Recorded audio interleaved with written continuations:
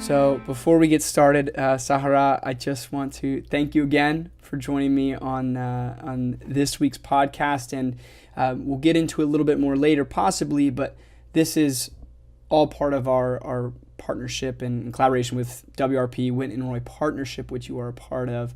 But today we want to talk to the human who is Sahera Chohan. So, for those who don't know who you are or want to know a little bit more about you, why don't you take us into your life a little bit?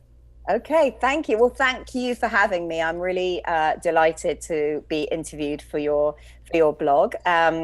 So you mentioned that I am associated with Whitten and Roy Partnership, and I'm a consultant for them. And actually, I go back a long time with both Roy and Scott, who are the directors of WRP. I actually met Roy 31 years ago. Wow. When I did a training that he had co-founded with his partner Brad Brown, which in those days was called the Life Training, and it was very, very transformational personal development course that I took when I was just 21. And so now you know how old I am.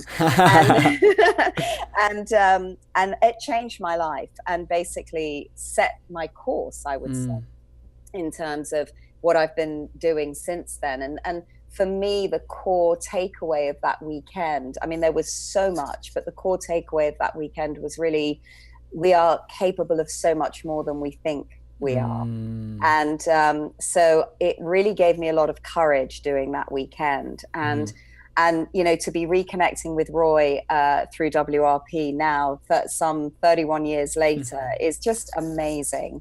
I do feel very grateful to have him in my life. So yeah, I have worked with people a long time. I mean, essentially, I also became a trainer with that program that was then called the Life Training, and now it's called More to Life. And I trained several of their workshops. I don't do that anymore, but I used to, and have had the privilege actually of working with people in a very transformational way to help people wake up to the reality of what's so in life, and not through the lens of what they think, right? So reality and what I think are often very, very different. And, you know, we'll have many interpretations and conclusions and beliefs about situations, about things that happen to us, about ourselves, which generally, in my experience, isn't always favorable. It's generally quite negative. And so my ethos, if you like, is to really help people to get to what is the truth. You know, what is the truth about you? What is the truth about what's happened to you? What is the truth about the situation that you're telling yourself some things about that may not necessarily be true? And what I found is, you know, the mind is a total trickster and will pretty much 99% of the time tell us things that aren't necessarily accurate. And so my work is very much about helping people to discern what is true and what is false. And that came from my learnings from the Life Training, you know, that Roy and Brad had set up. And I've worked with people, as I said, I mean, I started kind of training and mentoring in that program very early on. And then that grew and evolved into working in organizations. So two of my friends, Janet and Sophie, who had also done that training, set up a company that went into organizations. And actually, Brad was the senior partner of that organization. And you know, took the tools of what we learned over the weekend into businesses and helped business people. And I started that probably about, let me see, it would have been around 1992, something like that. So about 25 years ago. Wow.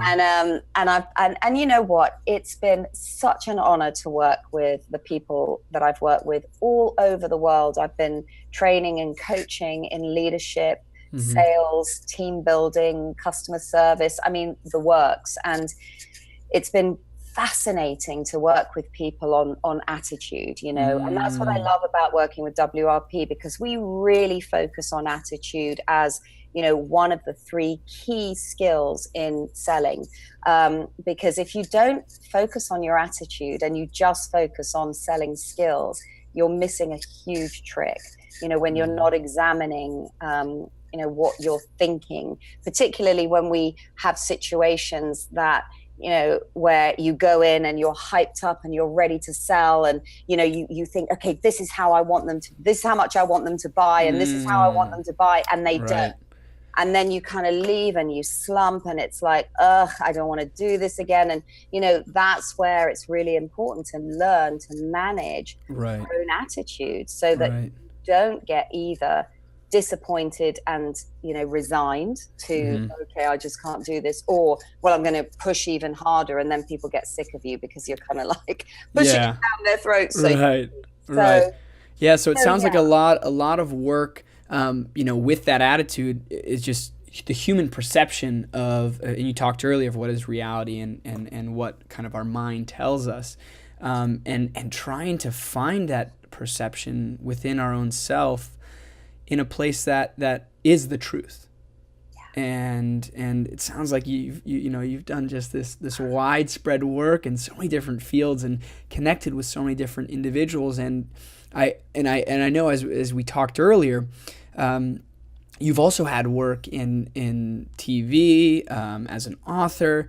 How has that kind of sales business training adapted or carried over to your other areas of work?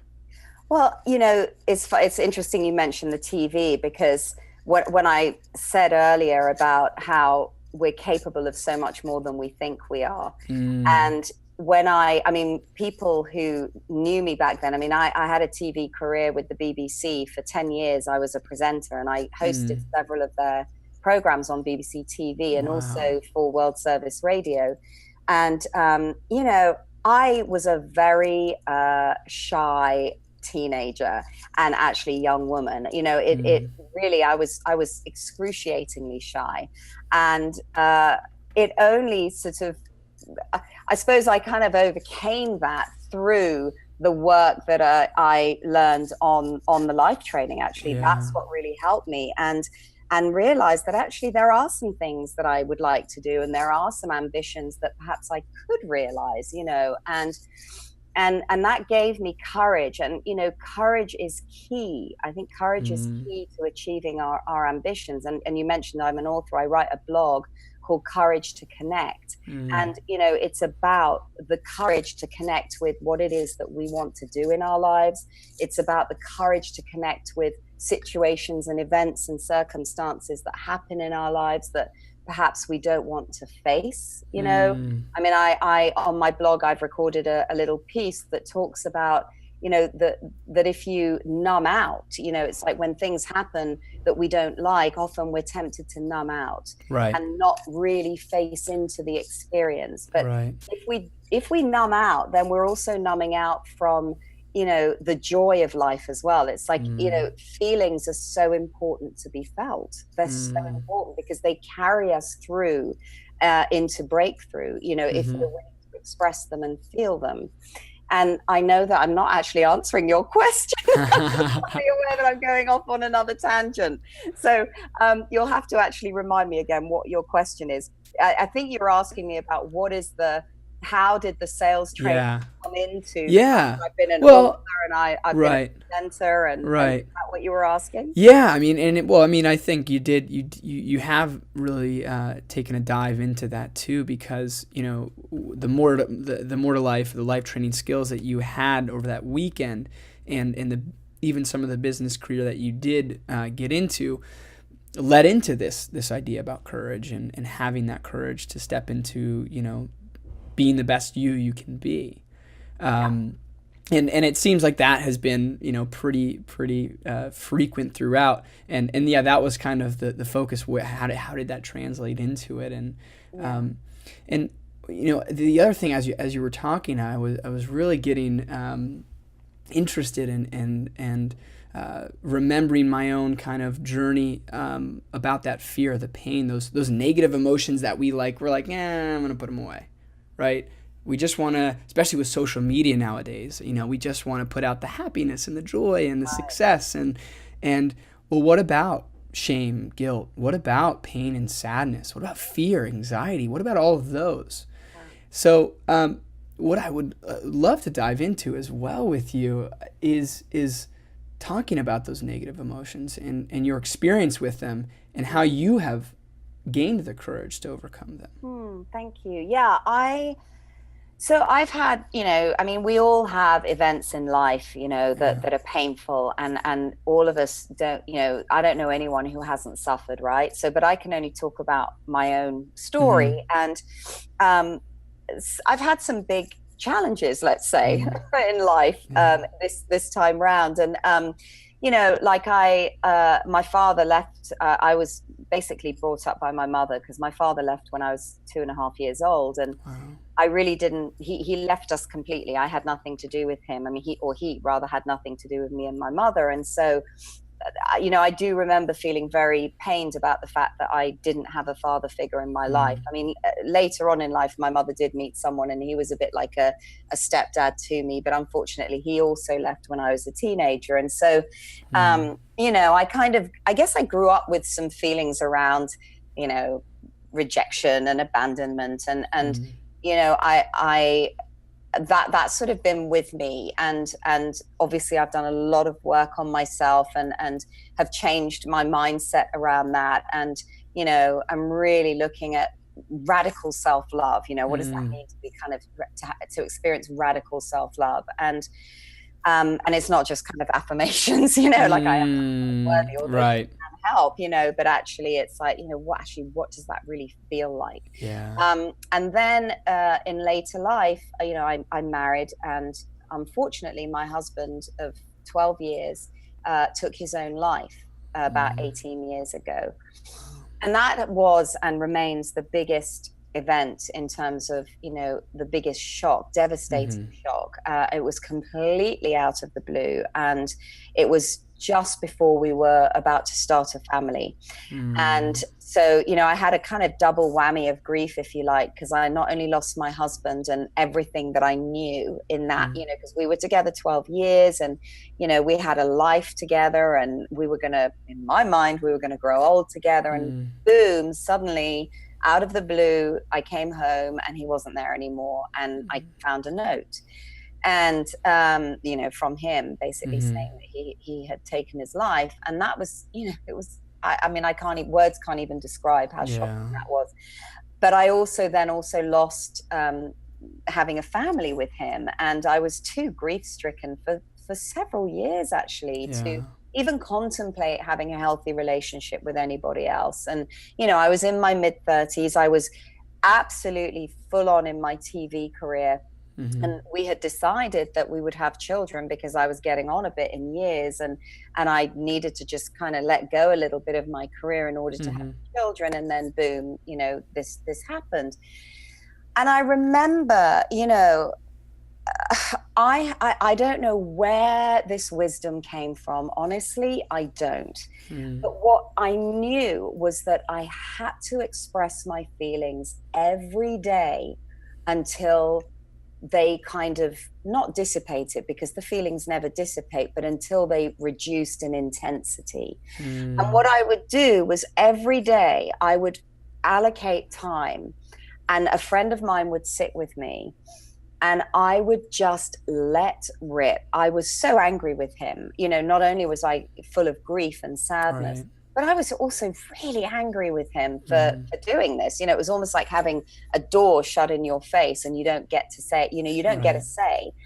And so I really, I would spend, probably about an hour, up to an hour every day, ranting, raving, beating up cushions, screaming, sobbing. I mean, every emotion that wanted to come, I just allowed it. I just allowed it to come. And I tell you what, that period of time was incredible, because what I noticed started to happen is that after I allowed myself to express. And, in the Western culture, grief, it's not expressed quite in the same way as it is in Eastern cultures. So, in India, where my ancestors come from, where my parents came from, if somebody dies, I mean, your house is filled with people wailing, literally wailing for at least a week. People come and they sit and they grieve together.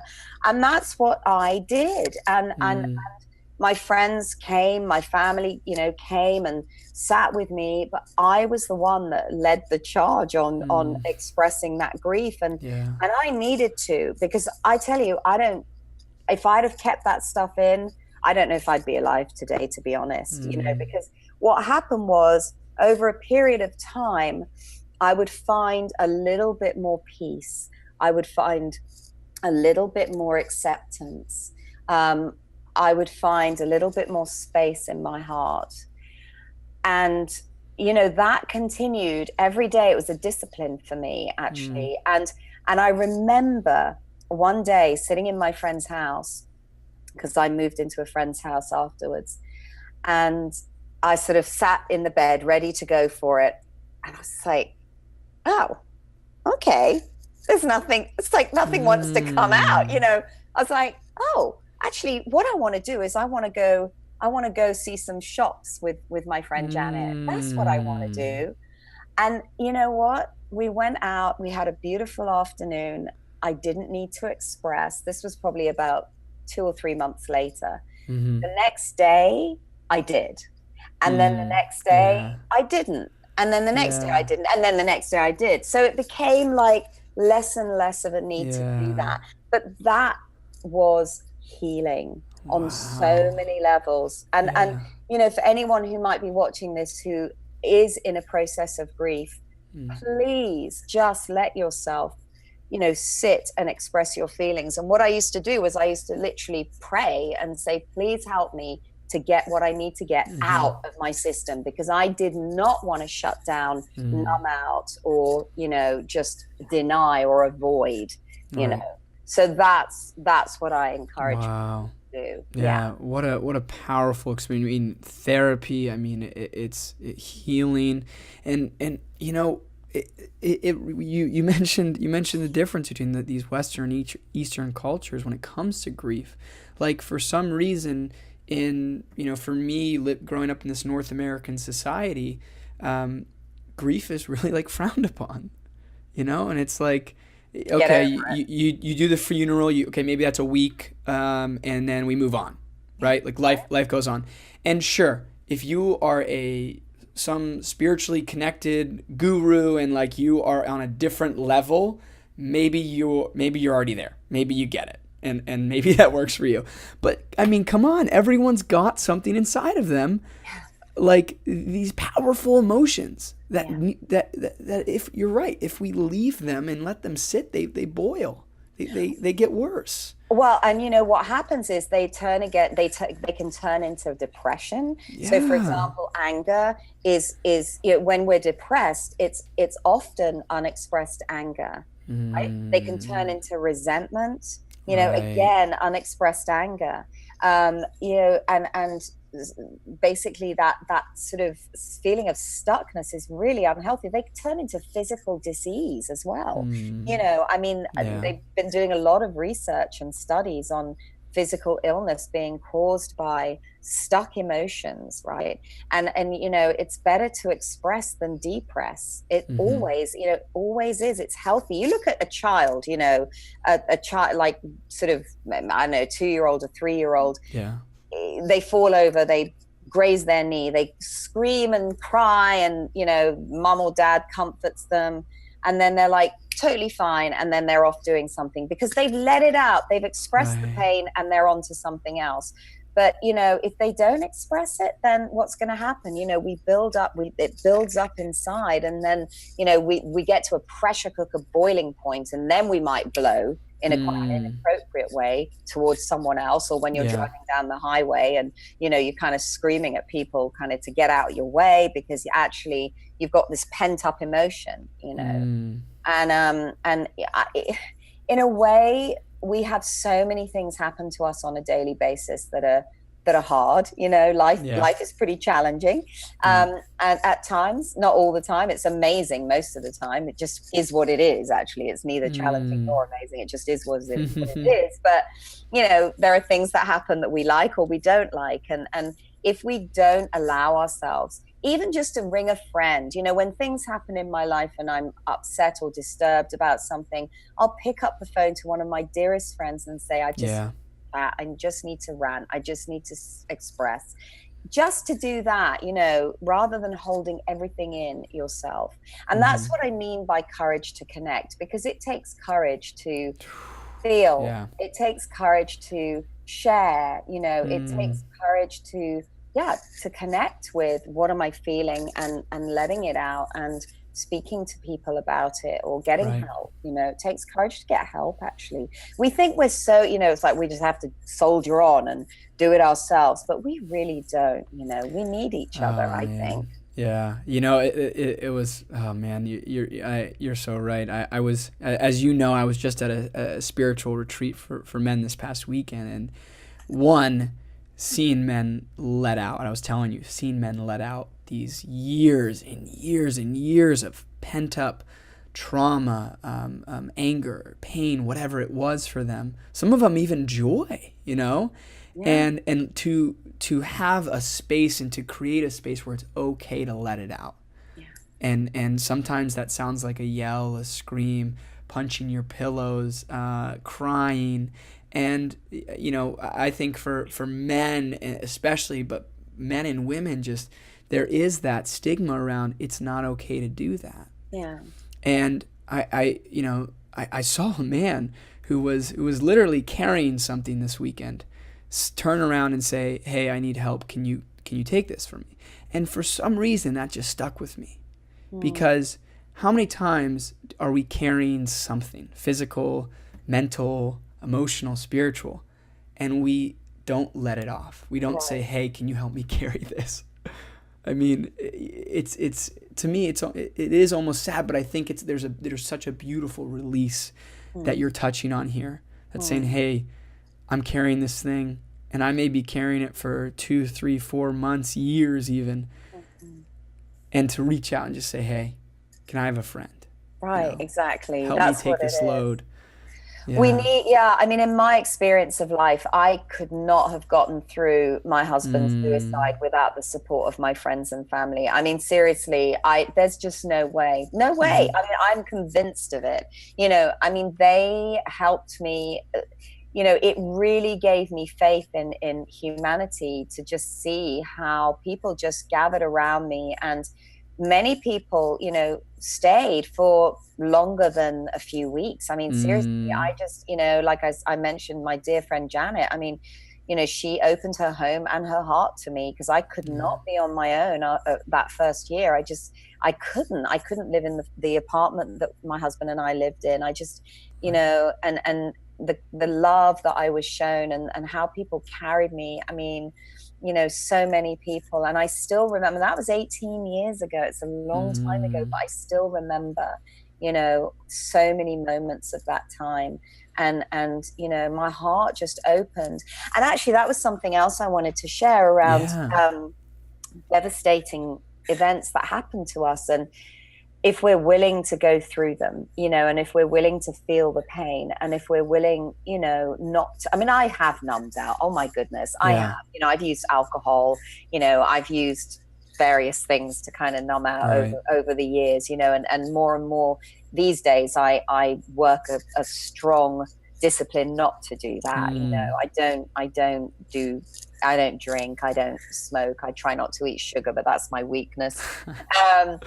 But I try not to watch too much TV, but there's so many ways that we can numb out. But what I wanted to say is that when we have the courage to really feel and connect and go through pain, there's always a gift on the other side. And my gift has been and continues to be that my heart somehow gets bigger.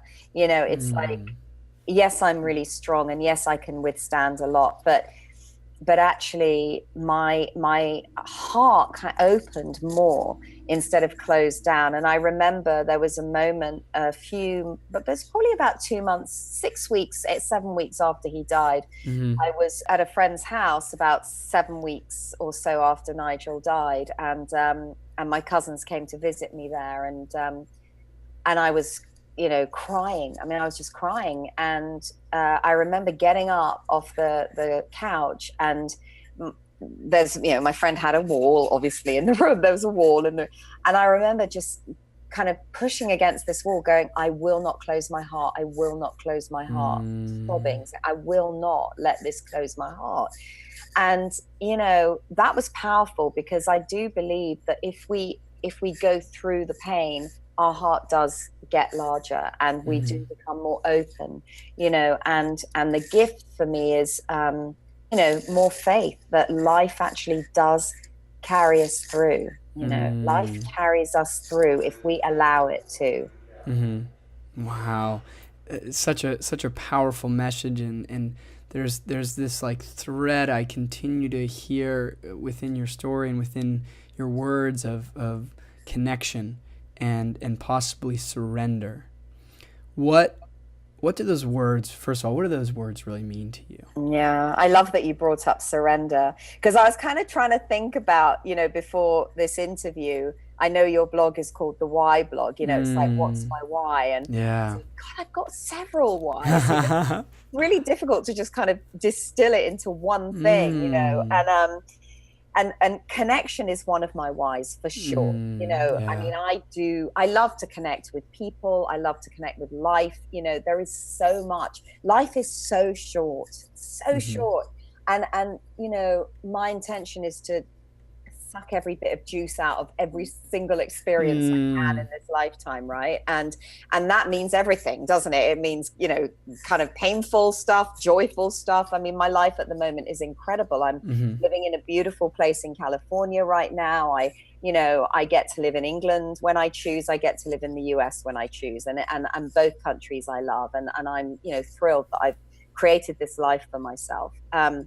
But connection for me is key. And we've talked quite a bit about connection, right? But surrender, I'm glad you brought up, because it's something that I've been working with. And you can't really work with surrender, because that's just like, it's just not possible. You don't work with surrender. Surrender is a process, if you like, for me, of it's something that's been coming to me recently. So you mentioned I'm an author, and I have been working on a book for too long now. I'm kind of needing to rewrite it. And actually, I'm wanting to write on the theme of surrender, because what I learned, I suppose what I've learned is that life is more powerful than me. And I was very, very willful, for many years. And actually that will did help me. I became a successful TV presenter purely based on my self-will to become that, right? And I achieved a lot of things through my own will. And actually in WRP, one of the things that we teach our participants, the people who take our training, is again focusing on attitude, something that we call the attitude spectrum, and that there are various levels of attitude that we have, and the kind of there's an attitude that we call above the line. In other words, when our attitude is one of possibility and one of responsibility, right. And then there's below the line, which is where we get into kind of, various states, which could be as low as in what we call impossibility. We just give up completely. One of the other states is that sort of real drivenness. I've got to achieve this thing and I'll do it at any cost, right? Well, the kind of the highest level of below the line is called compulsion.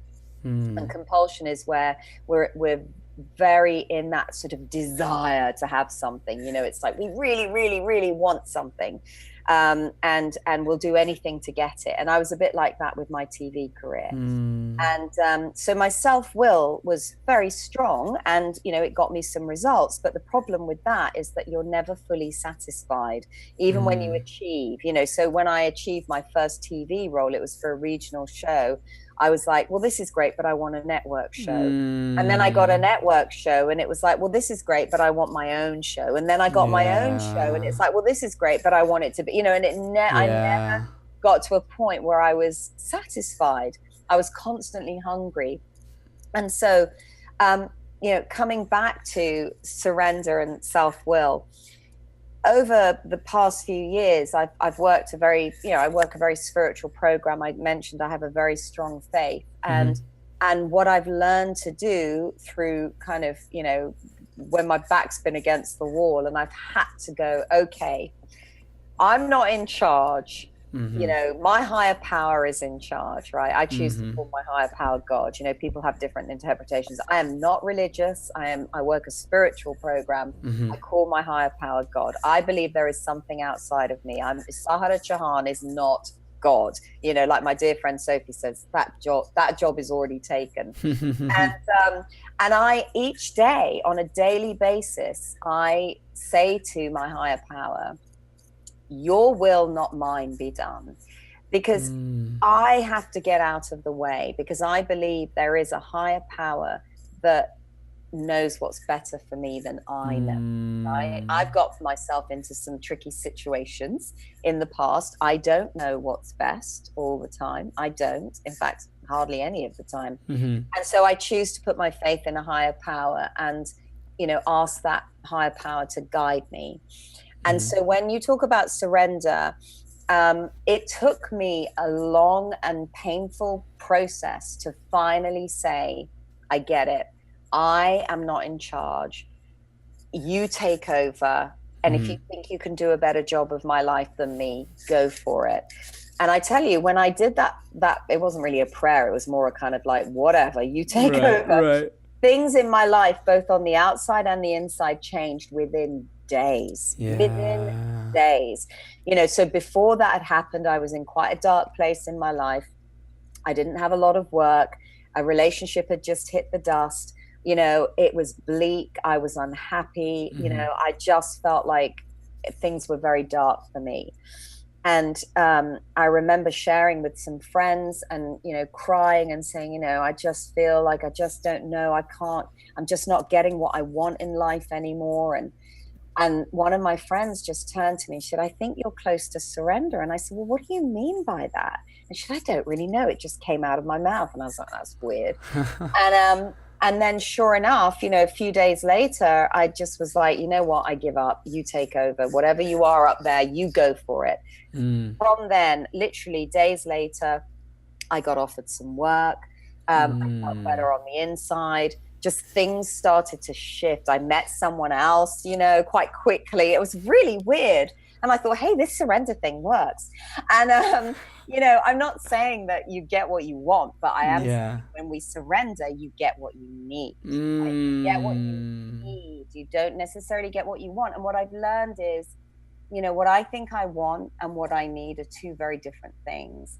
And actually, I've learned that serenity comes from acceptance of what's so and what is. And that's what I've learned. And that's where my peace comes from, because today I don't fight life. You know, I go, okay. And you know what's been amazing is I've been nomadic for the last 8 months. I had the plan to come to America because I've got a work visa to work here. And I had a plan to, you know, rent a place and live here. And that hasn't happened. What's happened instead is I've had the opportunity to live in Arizona. I've had the opportunity to live in California. Very generous friends who have basically given me their homes, their cars. You know, I've got some other work coming up that I'm going to do in London, and then I'm, you know, going to come back to America. And it's like, I didn't plan this, but my goodness, it's been amazing. And what I'm doing is just I don't need to know. It's like, I don't know where I'm going to be in 3 months time, 4 months time, but I don't need to know today. It's like, all I know is today, right? Today is all we've got. And that's all I know. And that's good enough for me. It's like, I know today that I have a roof over my head. I get to eat, I can feed myself. I have a bit of money in the bank. That's cool. Tomorrow will take care of itself as long as today I take care of today. Do you see what I mean? Yeah. So that's kind of how I live now. That is, I love the peace in that. It really is such a peaceful way. And what I heard a minister actually tell me once was, and I think he was talking about connecting with people, and he's like, you know what? I've learned that when I sit next to someone on the bus, there's a reason I'm sitting next to that person. So I just ask, hey, how's it going? And you start the conversation, and it's like these beautiful things happen because of it, because you get to a point where you do just give up. Not even give up. You surrender. I think the surrender is probably a more positive way of looking at it, right? Giving up is like, it's more like a resignation. It's like, I give up, whereas surrender is actually a very active response. I think. Right. Yeah, I appreciate you differentiating that because I think people, we need to understand that, on that deeper level. Surrendering is that, in many ways, more spiritual. It's a practice. It's an activity. It's an action. Absolutely. It's not that people are just sitting on their bed for 24 hours. It's you are still going out there. Because you're living in all these places, you have amazing relationships that you're sticking up with, and I love that notion. The thing about surrender is you're not pushing, right? Right. And so even in my coaching, when I'm on the phone coaching my clients for WRP, for whoever I'm working for, I even surrender in those calls. I mean, I'm active, right? But I'm not sort of pushing for my agenda. Yeah. Actually just listen to them. I mean, one of the things that is so key in surrender is listening, whether you're listening to a person or whether you're listening to actually, what is life telling me right now? What's life telling me right now? What's life giving me right now? And, one of the things that we do in WRP is something called split attention. Oh my goodness. I mean, it is incredible when you split your attention, which is essentially having your focus on something physical with yourself. So maybe 20% of your focus is on something physical, like maybe, doing this with your fingers, or or, feeling the breath going in and out of your body as you breathe in and as you breathe out, having about 20% of your focus on that, and 80% of your focus on what's going on outside of you, right? Whether that's somebody speaking to you or, whatever it is. And what happens is that your concentration and focus becomes radically enhanced. And so then you can actually begin to sense more than what is actually being said. And so when I'm coaching, I like to split my attention when I remember. I don't always remember, and we can't split our attention for more than about 30 seconds at a time, if that. So you have to kind of keep repeating the practice. And what happens is that we actually, can pick up so much more than we're immediately aware of when we're not splitting our attention. And so in a way, it's like that's part of active surrender, is surrendering to what is through listening and splitting our attention in a particular way. And then it gets us off our own driven agenda of, but I've got to make it like this, and I've got to have it like this, and I've got to be really tight about it because that's my agenda, and actually, if you just let go, right? If you just let go, then a lot more is shown in my experience. Yeah. That reminds me of I hear it often is this phrase that's and it's from more of a spiritual belief too, is just you let go and you let God, and whatever in that shows up, it just is. It is. I love that. Yeah. I think it's a beautiful way to really look at what's going on right now. Mm-hmm. And, you know, to use that, to see what's going on with you right now, today. And I know we sort of touched on bits and pieces of this earlier, but what would you possibly surrender yourself to, not necessarily labeling, but what would come up for you if I asked you what your why is in this moment?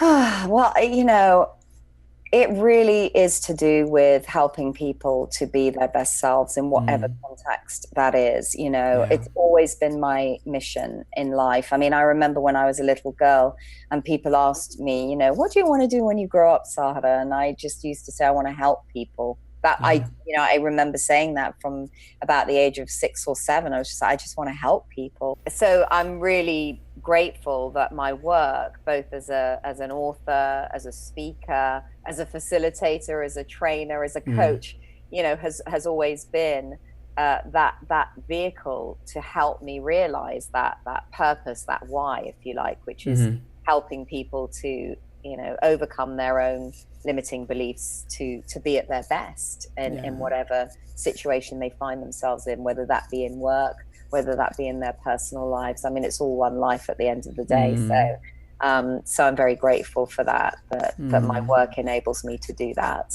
Yeah, it's beautiful. So as we begin to kind of come to a close and wrap up just this beautiful conversation, which we could have all night, thinking back to when you were young, maybe around that more to life training area, and having understood and experienced what you experienced throughout life, what would be something that you'd like to tell your younger self, or someone who is in that position, who is in those younger years and really wants to go out and really just, you know, connect with life, or go out and, you know, be the best self? What would you say to someone like that? That's a really good question. So much, I would say. We'd sit down for 3 days. We'd have a good exactly. Like really prepare everything, you know. Right. You know, while you were asking the question, what popped into my mind, and it wouldn't be the only thing I'd say, but one of the things that I would say is taken from my teacher Meher Baba, who coined the phrase, "Don't worry, be happy." And you know, I think that's so important, because I have spent so many moments of my life worrying about totally inane things that at the time seemed huge, you know, and actually when I look back, I go, actually that wasn't that big of a deal, you know. And I invested time and energy in worrying, you know. It's such a waste of time. So I would say, don't worry, be happy. And I would also say, you know, you are loved, and you will always be taken care of, even when you think you're on your own, you know, and you're in that dark place. Actually, you are being held, even though you don't know it. You're being held. You're always being held, and I think that is 2 of the things I would say out of probably 100 other things. Wow. But that's what I remind myself of, and my friends remind me of. You know, when I'm struggling slightly, they say, you know, don't worry, you know, and it's gonna be okay. And it always has been. Even, you know, getting through Nigel's suicide, it's been okay. It's like, you know, I'm here and I'm thriving, and not just surviving, you know. And I continue to, I just pray that I will continue to save a life and to always be in wonder, because life is amazing, really. It's full of gifts. So wow, I'd say that too. Beautiful. Sahara, how can we continue to connect with you and touch base with you over the next millions of years? Oh, I don't know about millions. Well, I hope this video's up here that long as well. I hope so. That would be amazing, wouldn't it? Christ. How can we connect with you right in the Thank present? you. Well, I have a blog, which I think you'll put on. I will. I'll put all the links up. Yeah. Okay, so that's saharachohan.com. I also have a Facebook page called Courage to Connect. So it's not my personal Facebook page; it's my Courage to Connect Facebook page. You can also find me on Twitter at Sahera C. I'm on LinkedIn as well. And I'm hoping to start resuming some talks when I come back to London. Nice. So look out for those as well. And eventually my book will be completed. I'm rewriting, so it's going to take a while. But once that's out, then obviously you'll know. Oh, very exciting. Well, Sahera, thank you so much for diving into your story with so much love and authenticity and vulnerability and surrender. We really, really appreciate it. Thank you, Luke. Thank you very much.